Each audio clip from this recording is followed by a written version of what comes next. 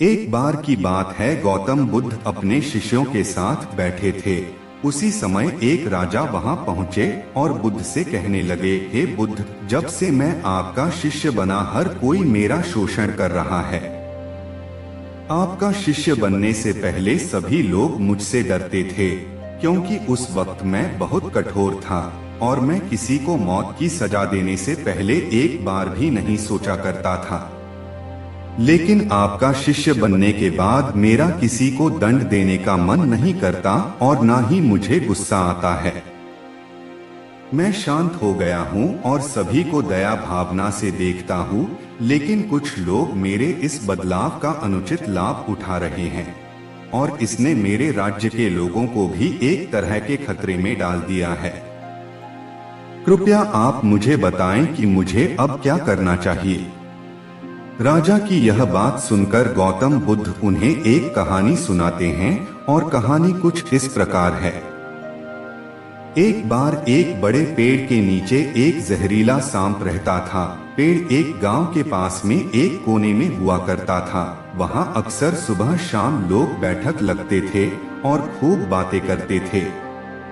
लेकिन जब से उस पेड़ के पास उस सांप को देखा गया, तब से लोगों ने वहां जाना बंद कर दिया। लेकिन कुछ लोग तो जानबूझकर वहां सांप को देखने आया करते और उसे छेड़ा करते। अब उस सांप को जब खतरा महसूस हुआ तो उसने खुद के बचाव के लिए लोगों पर हमला करना शुरू कर दिया।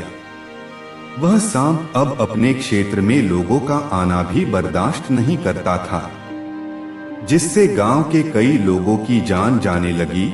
इस तरह पेड़ के आसपास जब भी कोई हलचल होती तो सांप वहां आ जाता और हमला कर देता। सांप की दहशत अब पूरे गांव में हो गई। अब लोगों ने बिल्कुल ही उस पेड़ के पास जाना बंद कर दिया। एक दिन एक साधु उस गांव से गुजर रहे थे। तभी उस साधु की नजर उस विशाल से घने वृक्ष पर पड़ी, जिसके नीचे वो सांप रहा करता था। घने पेड़ को देख साधु के मन में विचार आया कि चलो वृक्ष की इस ठंडी छांव के नीचे बैठकर कुछ देर ध्यान लगाया जाए। उसी वक्त गांव के कुछ लोग अपनी गाय लेकर घर की ओर जा रहे थे। तभी उन लोगों की नजर जब उस साधु पर पड़ी, जो कि उसी पेड़ की तरफ ही जा रहा था।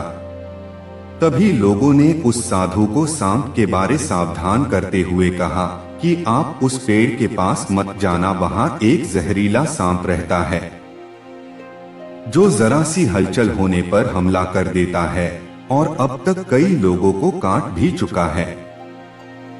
लोगों की यह बातें सुनकर साधु मुस्कुराए और उस पेड़ की तरफ चल पड़े। जगह को थोड़ा साफ करके जैसे ही साधु ध्यान करने के लिए बैठे, तभी सांप हलचल सुनकर साधु के सामने आ पहुंचता है और फूंकारने लगता है।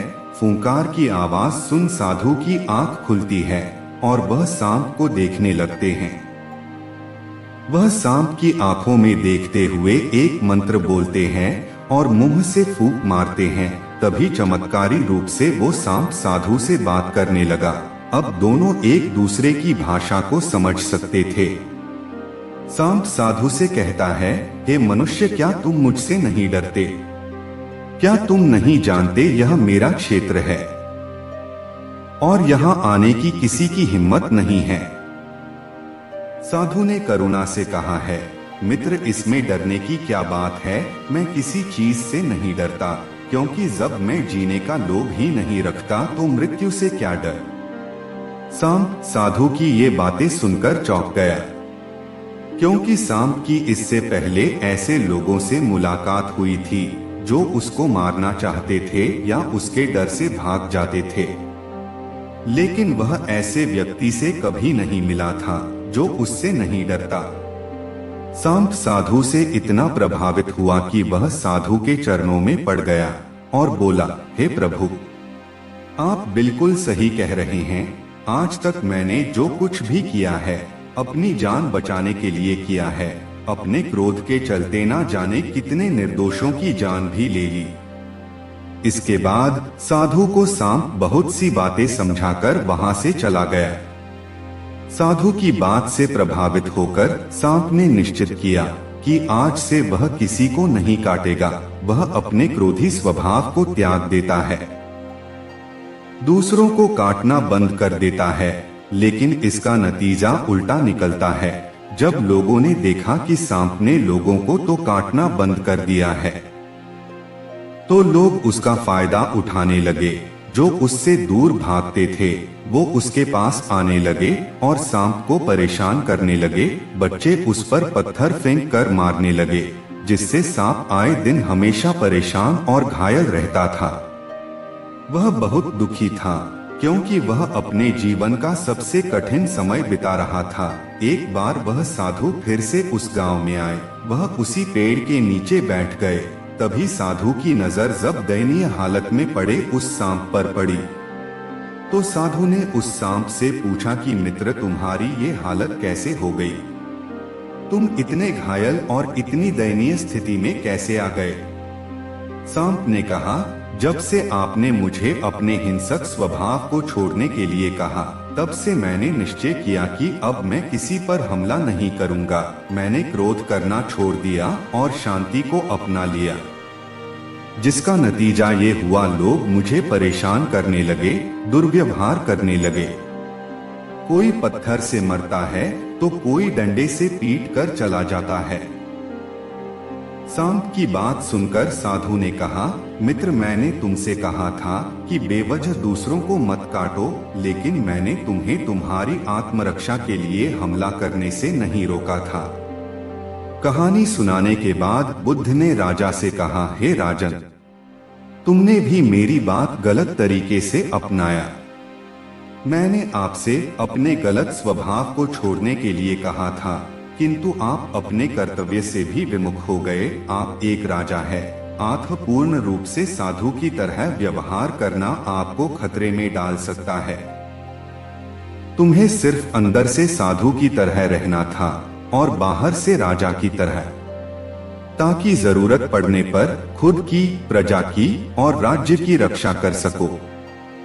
दोस्तों, बिल्कुल ऐसे ही जंगल में होता है। जो सबसे सीधा पेड़ होता है उसको सबसे पहले काटा जाता है, और यही कानून दुनिया के लोगों पर भी लागू होता है।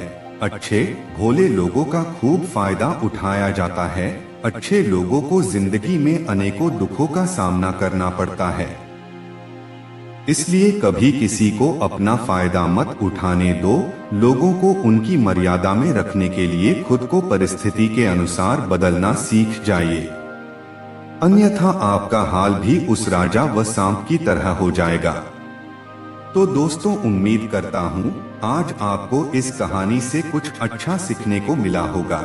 ऐसे ही और स्टोरी देखने के लिए वीडियो को लाइक कर दे और चैनल को सब्सक्राइब कर ले।